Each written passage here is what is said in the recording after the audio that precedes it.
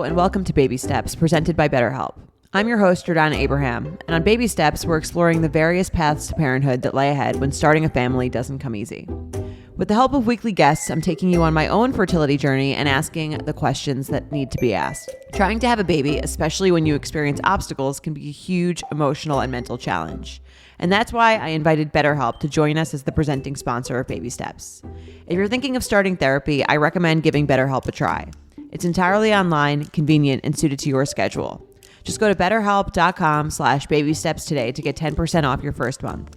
That's BetterHelp, HELP.com/babysteps. Therapy can give you the tools to navigate the difficult transitions in life, and the path to parenthood is definitely one of them.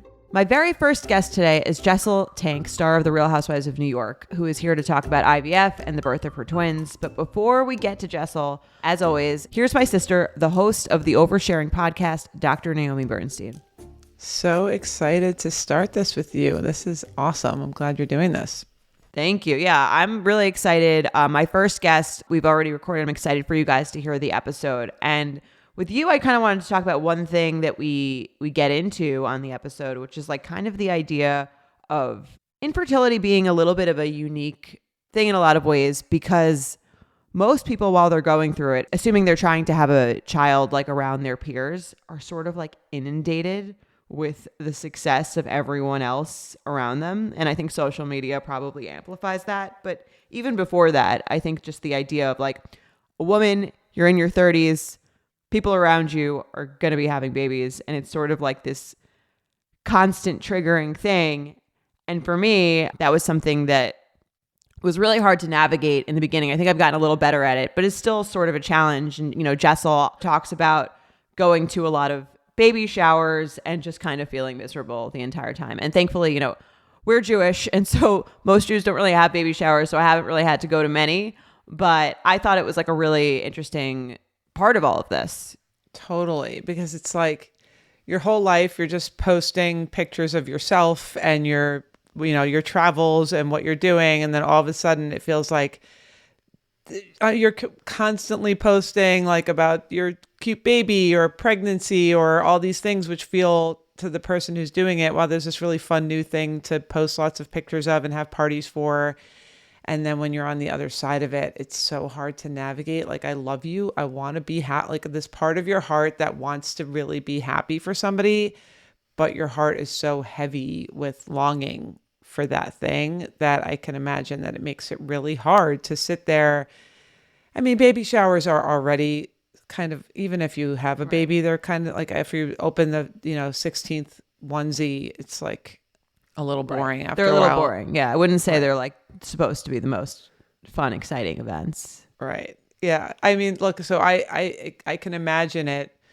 Can I just tell a quick funny story? Of course, yeah. For Sharon, our sister-in-law's baby shower, I bought her like this gag gift, and it was, they have those like hamster water bottles that you hang on the side of the hamster cage. Yeah. So it was like a box that had like a milk bottle that looked like it was like a hamster bottle that you hang on the outside of the crib. So it showed like the baby, like, suckling from this cage milk bottle thing. Cage. Like, yeah. I guess a crib really is a cage, just like a nice word for a cage. An open top cage. But, so, she opens it up and it's like this hamster bottle that it's kind of, and I was like, so you don't even have to like worry about feeding the baby. You could just put them in with this hamster, feeder. Oh, you were like pretending you were like serious. It was a box. It was a gag gift. That's a gag gift that had that. And then inside was like a cute onesie. There was no actual thing, but the box was that. And, I don't know. So I think there's a part of us that all kind of like wants to spice up these boring showers. And then on top of it, you have this like longing. So I can really, I'm curious to see how you guys talk about how you navigated that process of going there, trying to be happy, put on a smile. And you do love these people and you want the best for them, but it's really hard to see someone get what you want. For sure. But that's a good way to take the edge off. Just like fuck with them a little bit during the baby shower. I think, that bring everyone back to an unenthusiastic state. But yeah, I think, like my experience going through that is kind of like do the best you can. If you're looking on social media a lot and you find that you're not feeling good about everything you're seeing, it's okay to delete the app for a little bit. Doesn't mean you can't re-download it later. It's okay to like take your space away from it. And it's okay to like not go to a baby shower if it's not a super close friend and you're just not feeling it. I think like you can give yourself a little bit of grace.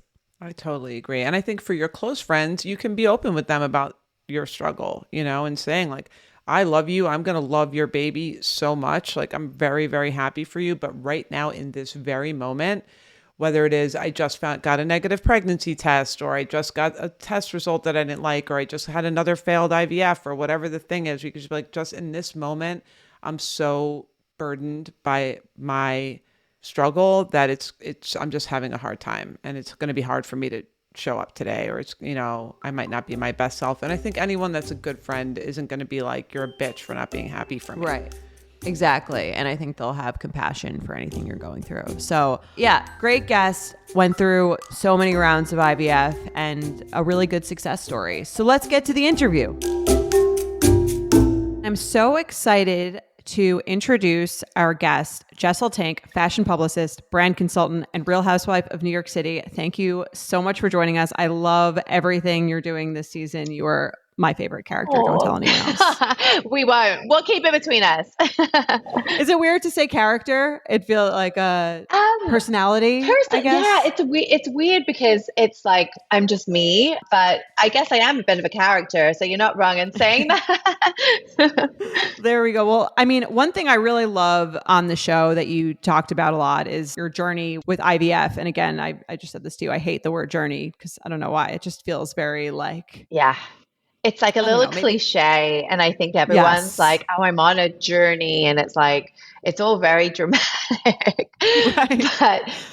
But I think when you're going through it, it really is, It definitely is, like, it's fitting. It just feels like it almost like minimizes all the anxiety and like stuff around it by just like being like, well, it's just a journey. And it's a process. You'll figure it out in the end, but it's like, okay, I had to like swim through a puddle of mud and like climb a mountain, and it's just mental. It's not a fun journey, let me put it that way. Totally agree, as someone who's on it. And so I thought like I wanted to have you on because I love what you're doing on the show, really kind of like helping to normalize the IVF and infertility process, because there's so many people struggling with it, myself included. And I think it's like really great always to just hear other people's stories, to hear like other people's experiences, because it makes it feel so much more normal. And obviously like on a TV show, I feel like it's tougher to get into like the nitty gritty of it because most people who aren't going through it don't understand that. But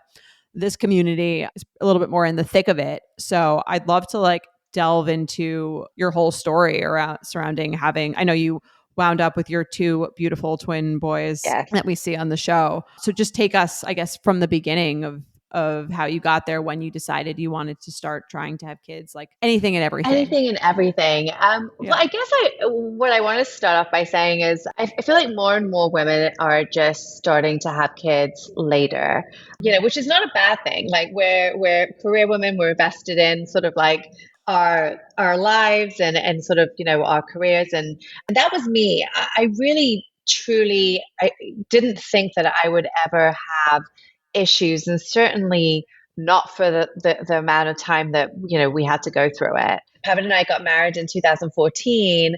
And I really didn't start trying until like almost 5 years later. So 2018, 19 was when I was like, we were traveling, we were having the time of our lives. Like I was dancing on tables, it was all good. It was all good fun. But then I was 34.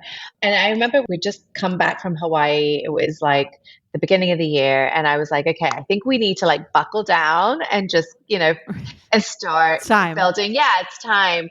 And I think like mentally you're never ready, but I think there is a lot of pressure just to kind of like get it done before 35, because that's when everyone says everything's going to go south. Your geriatric pregnancies start then, right? Right, exactly. So I was like, I'm on the cusp of that.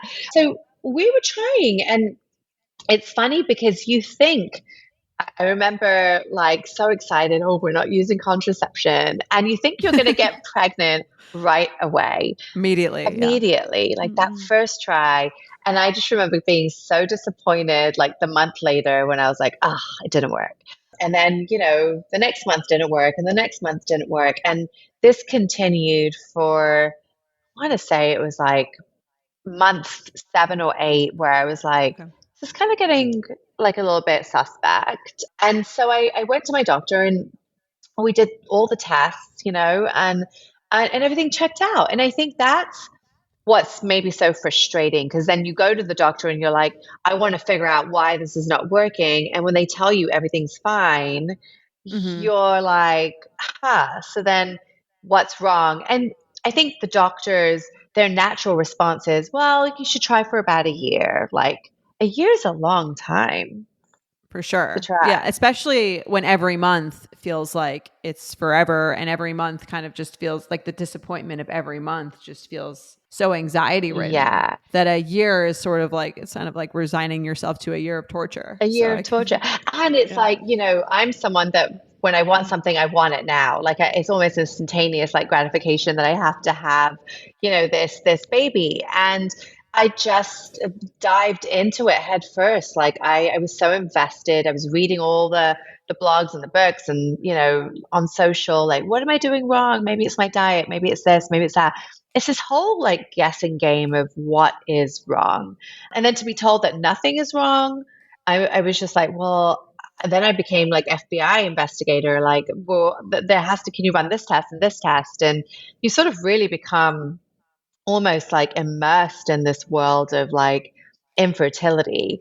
I went to the doctor at like 8 months. I think I couldn't wait anymore. And so I went to go see a fertility doctor the next month after that. So we're at 9 months now. And I think when you do that and when you take that step, you're sort of almost like resigning yourself to the process at that point.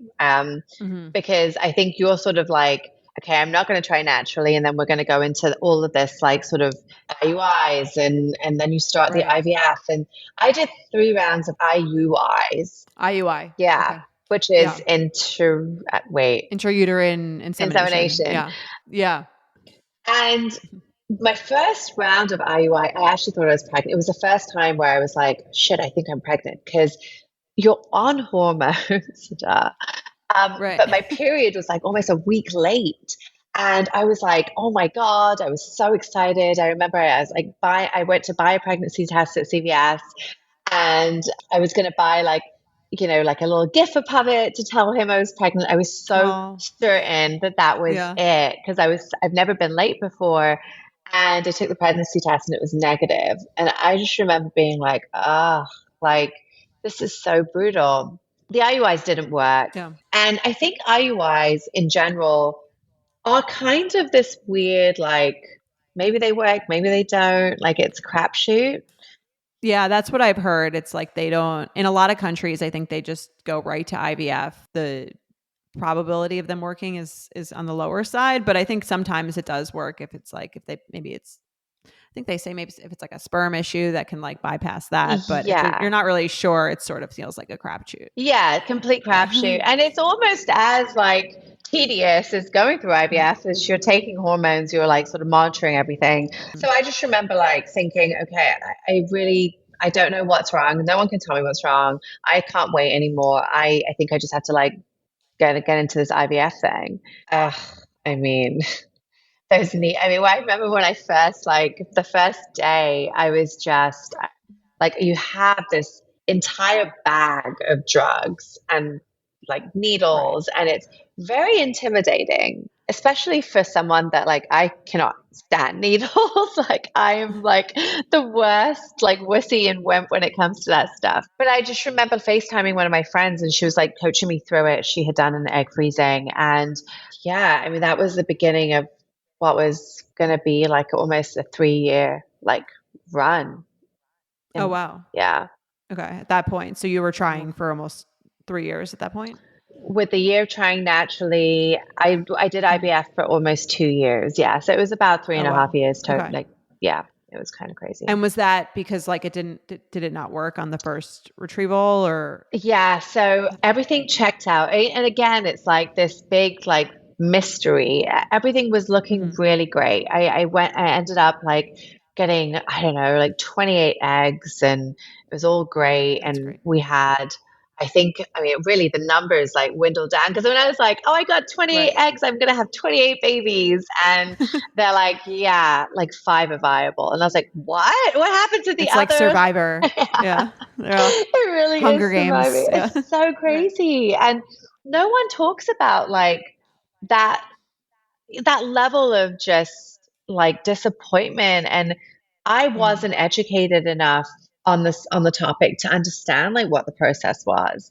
And then you wind up speaking a whole different language by the end of it, where like all the, the terms, like too much. You're not really, and even more than you want to know. Yeah, really, Yeah. truly. Like I remember having this conversation with my doctor, and I was like, are there vitamins I should be taking? Is there anything like, is there a secret sauce to this? And he said no.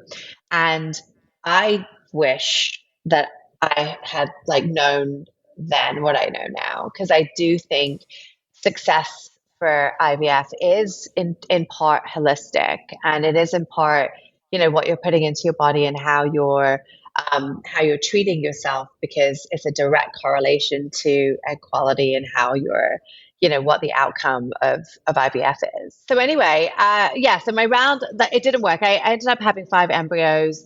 I sent them in for testing, and they were all abnormal. So I was so heartbroken, because that's Mhm. what, 20 grand. At least, yeah, for sure, with the medication, and then the testing of them is so expensive, right? And I think that with IVF too, it's like you're like, oh, I'm investing all this money. It's science. Like there's no guarantee that it's going to work, but like, Totally. I think it gives you this maybe false sense of control over the situation, sure. where, I'm committing to this thing. It's so expensive. It's so like invasive that it must work, right? Or who You, else would do you're this? like, it has to Yeah. work.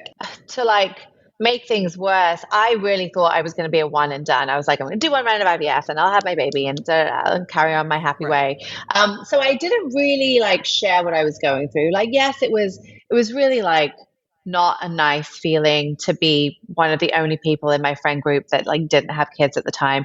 I remember going to like baby shower after baby shower, because everyone was like just popping these kids out. It was just Everywhere. the Yeah. age. And I remember just being so, I don't know, I was very just depressed, first of all. And you feel so helpless, because it's out of your hands. And I think up to that point, everything in my life I had control over to some degree. And this was something that I just really couldn't. I didn't know what was going on. I didn't know how to fix it. I didn't have any insight into, why this wasn't working. Every single test I was taking Right. was checking out. So I remember doing like another round, and again, the same thing happened. And I was just The like, same thing. yeah, the exact Wow. same Yeah. thing. I was getting the embryos, but they were all being tested abnormal. So something was wrong. Like I knew something was wrong. Because how can, like, if I had 5 and 5, that's 10 embryos and everyone's abnormal. Right. I Yeah. And I mean, I'm sure your mind goes to like, which I mean, mine did in the process of like, I'm never going to have kids. Yeah. I'm sure that crosses your mind, or you think of the worst fear, because you can't, like you said, you can't control anything, Yeah. and you're not getting really any information about anything. And so it feels like they know so much about this field, but they don't really necessarily, there's still so much they don't know, kind of like what you were saying. Totally. And I also think, and this isn't true about my doctor and Mhm. my facility, but it's a little bit of a money making situation. I mean, every round is 20K.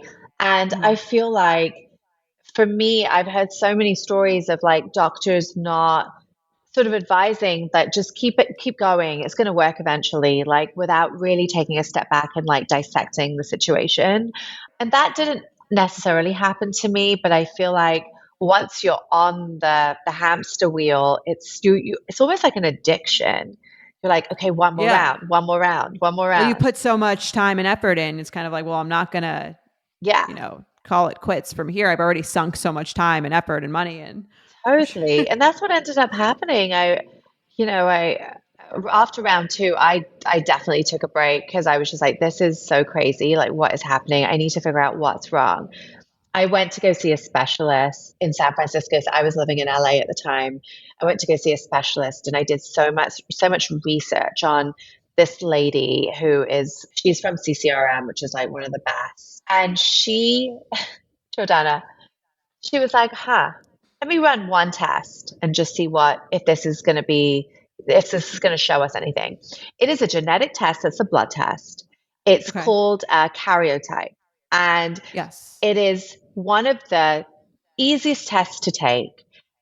No one told me I should take this test after 2 rounds of like all of this nonsense. She did the test and we saw what the problem was right away. Wow. Can you imagine? Right. Yeah. Having gone through probably months and months of all this stuff when the answer is kind of right in front of you. And I feel like you hear that a lot. It's like one different opinion can sort of change the way that the whole thing is working. Yeah. There was like a genetic abnormality that was actually coming from my husband's side. And it was like a karyotype issue, and it could have been easily fixed. We did fix it. Really? Yeah. Wow. And how did you fix it? Well, it's just there's a process in IVF where they sort of identify. It's called ICSI, where you sort of like take certain sperm, but they just tested it like more. They did like one more level of testing, and then only inserted the ones that were viable. And it was just so disappointing that I didn't have that information up front. This episode of Baby Steps is sponsored by BetterHelp. It's almost the end of the year, and this time, while it can be exciting, can also be really stressful. And a lot of people feel a lot of sadness and anxiety about it. And it's not just the stress of finding gifts, but it's also the stress of seeing your family, of it starting to get cold, a little seasonal depression. But adding something new and positive to your life can counteract some of those feelings. And therapy for me is always something I go to when I'm feeling anxiety or stress around anything, whether it's the holidays, winter, or just like things that are going on in my life that are not going as I planned. I've been to therapy for over 8 years now, and nothing has helped me quite as much as therapy has overcome whatever obstacles come my way. If you're thinking of starting therapy, give BetterHelp a try. It's entirely online, designed to be convenient, flexible, and suited to your schedule. Just fill out a brief questionnaire to get matched with a licensed therapist and switch therapists anytime for no additional charge. Find your bright spot this season with BetterHelp. Visit BetterHelp.com/babysteps today to get 10% off your first month. That's BetterHelp, HELP.com/babysteps. Okay, so you get the karyotype test. They do the ICSI round, and what were your results at that point? So I think I had gotten 2 viable embryos, which is, by the way, like hallelujah, because at this point I have like none. So I was rejoicing. But it's always like erring on the side of caution. Mm-hmm. May I just say, before I did that 3rd round, I took a break because all of this is so mentally taxing on you. And I remember like I stopped drinking. I literally would only eat like vegetables, fruits, and I cut out all the stuff because I really truly thought it was me. And I didn't know, and I was spiraling, it was really like, I think a lot of women go through that. Like you're so immersed in this like crazy like world of theories and this and that, and like you just don't know. I changed my life entirely. I was the girl that would do 1,000 tequila shots and be like the life of the party. And I just did a 180. I stopped everything. And I think that in itself is so hard, like emotionally to kind of grasp because, I used to come home and I would just like have dinner and go to bed. Right. Because you're sort of told 2 things. You're told like, okay, don't let it overtake your life. Like continue living your life. You can't only focus on that. But also like everything you're doing might be contributing in some way, shape, or form. So it's like, how do the 2 things don't really go together? So it's like you can either become this person who's just like a different person who's just changing, and a lot of those things bring you joy. I mean, it's tequila shots when you're out with your friends or bring you joy. Pasta brings you, so I do think it's probably so hard. Like what you're saying, it's kind of like, well, why not do it if it could help? But it's also like, well, it's just changing the entire way that I live my life. Miserable. I became the girl that would like go on hikes. I'm like, this is so lame. Like all I do, I want to like hike. It was so bad. It was so lame. And and the other thing that I talk about a lot on the show is like, there's a lot of focus on women going through this, and I think not enough on the husbands and the men too. Like, it's very easy to sort of show support for, the female who's obviously, yes, we're sort of like, really bearing the brunt of all of it. But I remember my husband, like we were both kind of in this together. We were both just so disappointed, and outcome after outcome that was like not what we wanted to hear. And, it's a lot. And I chose not to tell my family just because, I don't know if you've seen my mom on the show, but she's so like, she's amazing. But I just don't want to worry them. So I was literally doing this like kind of without the support of anyone really, Right.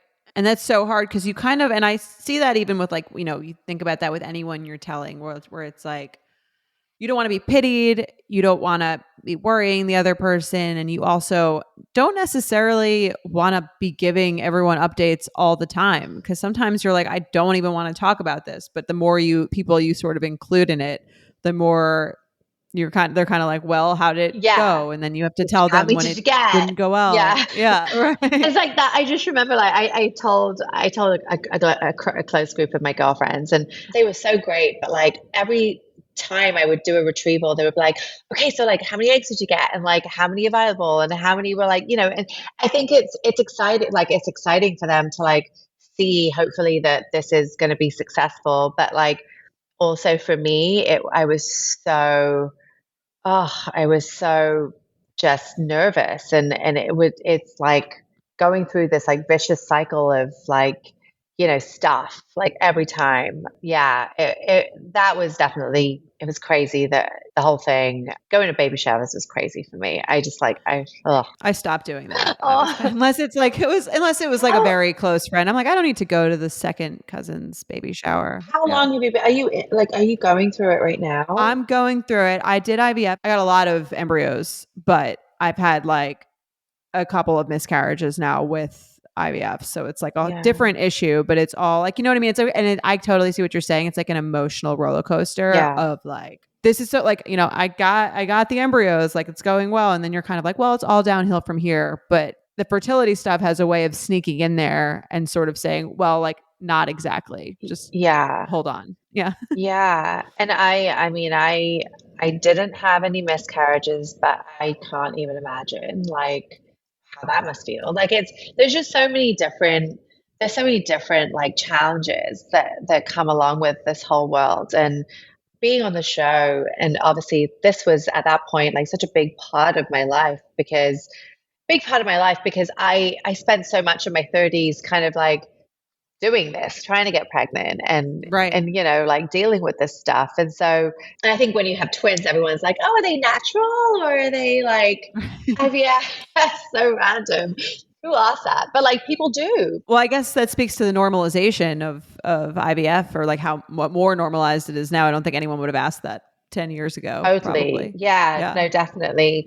And it was really crazy because when I did have the twins, I still at that point hadn't told my parents that I went through all of this, and I wanted to, but they were so happy. They were like, yay, you're pregnant, and there's two of them. And like, I just didn't want to like bring down the sort of happiness that they were, the vibe. Yeah. The energy, like, I'm all like good vibes. And I just, for me, it was like, well, I'll eventually tell them, but now's not the time.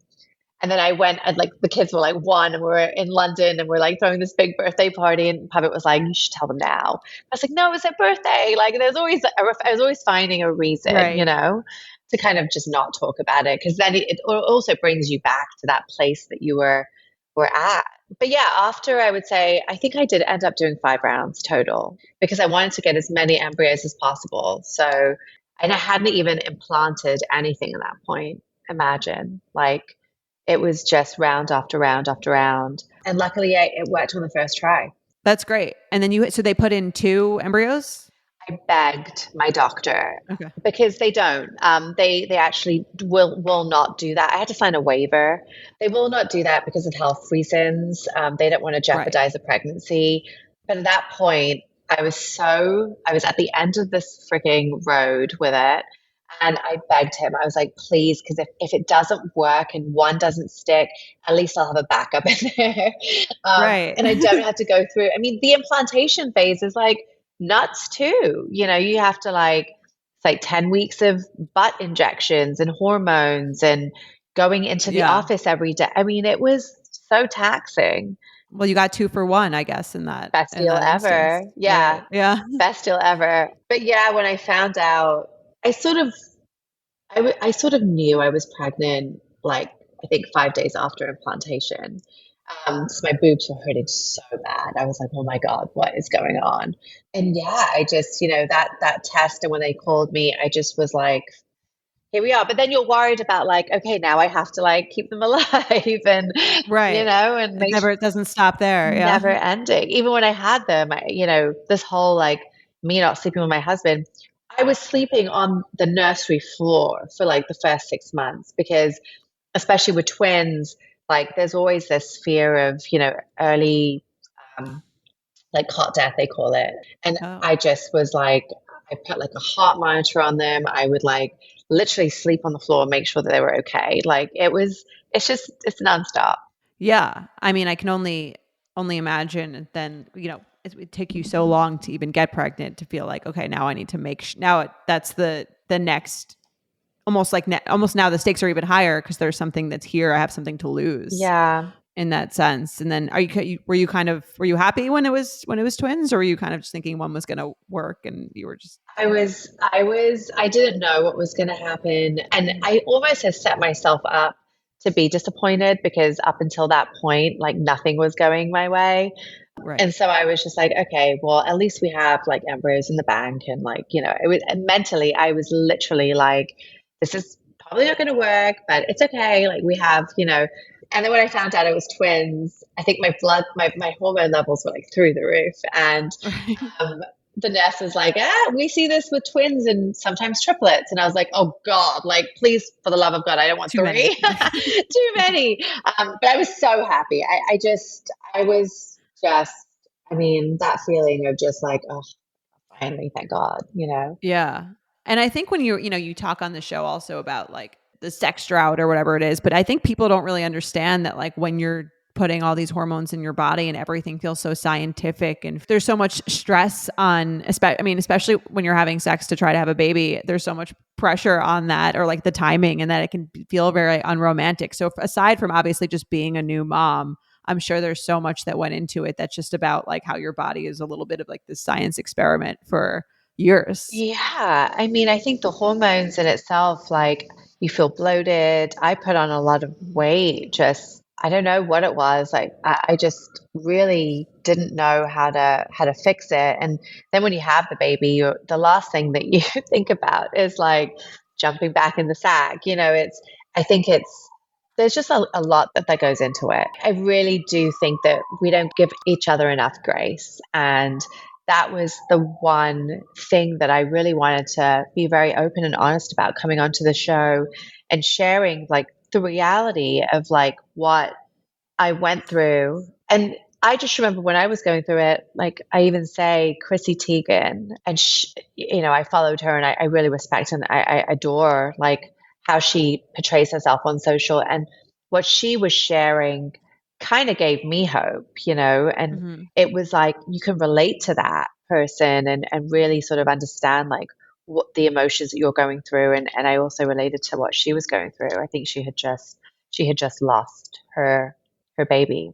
Maybe. Yeah. Yeah.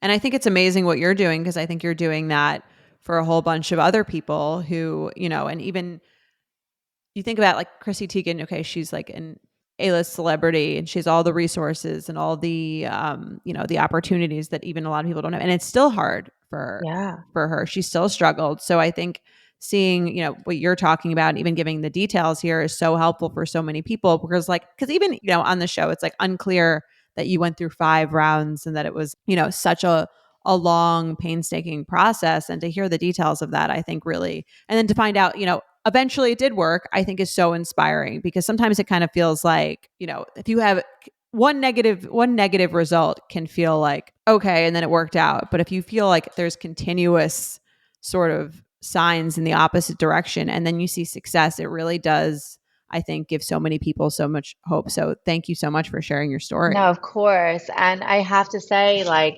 I do, I should, I don't know, find somewhere to post this, but I did a lot of research during those years. And I really truly want to share some of the things that I feel like helped me. And so maybe I can share that with you guys, or however you want That to. would be great. Yeah.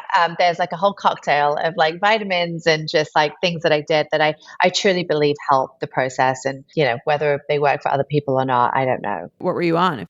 It was so nothing unusual, but it was a number of vitamins that just are supposed to help, like antioxidants, vitamins that were amazing. I had like a list of things. There was so many, I don't even know.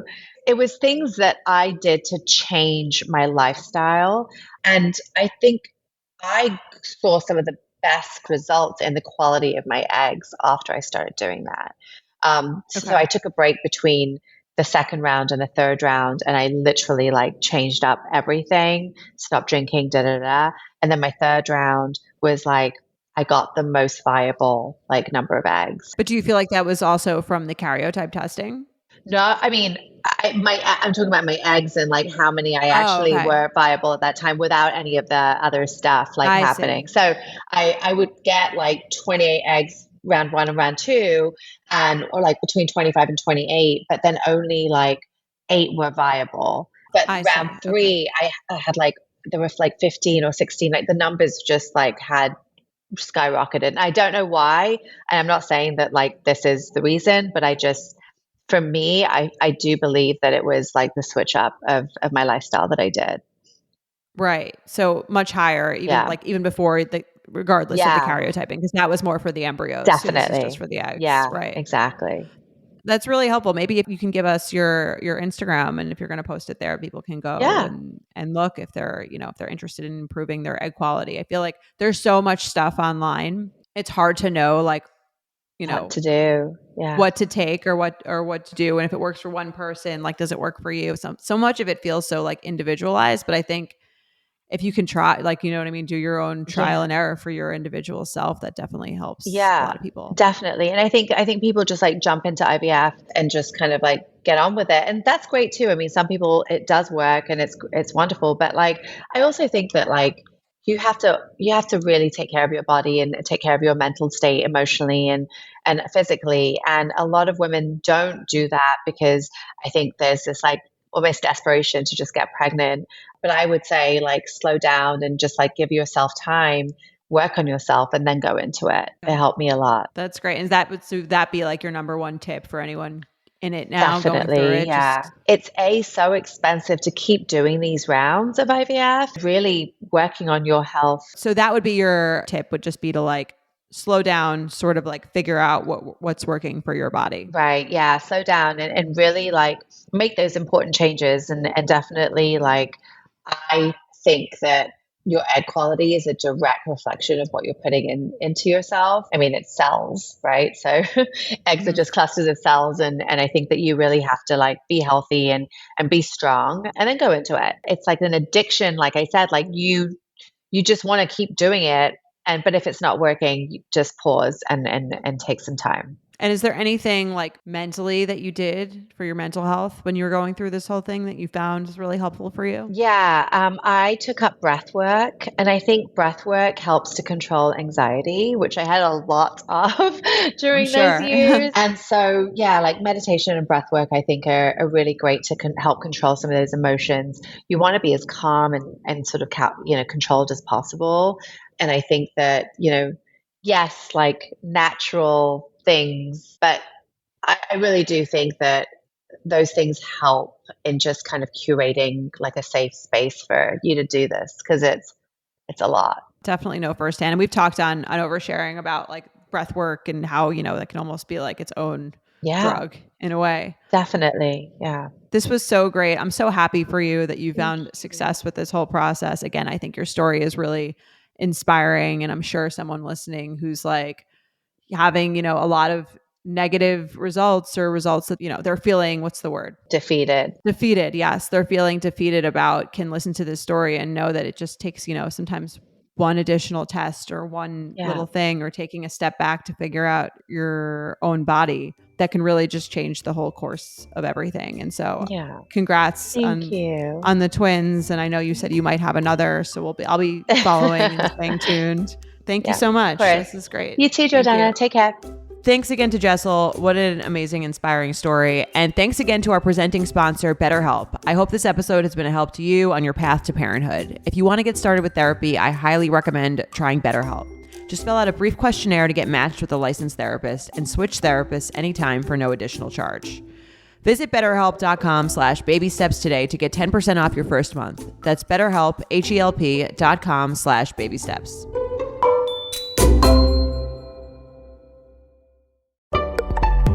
Betches.